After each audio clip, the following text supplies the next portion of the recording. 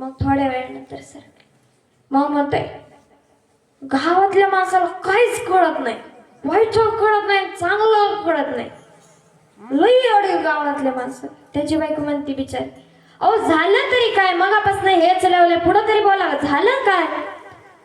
त्या म्हणाला गावातल्या माणसाने मला सरपंचच केलं नाही. या वगड्याला सरपंच, गावातल्या माणसाने मला सरपंचच केलं.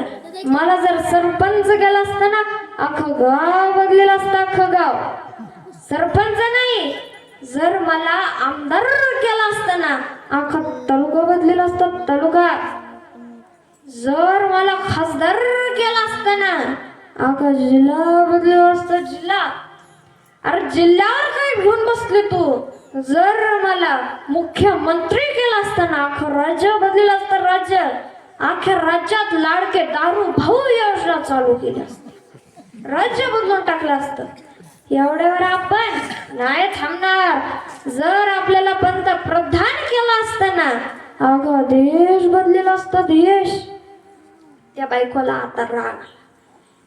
शेजारची पुकारी घेतली, नवऱ्याला नाही बरं मारली, नवरा आहे तिचा, घेतली पुकारी, उठली, ती ओरडा चाकला बिचारा.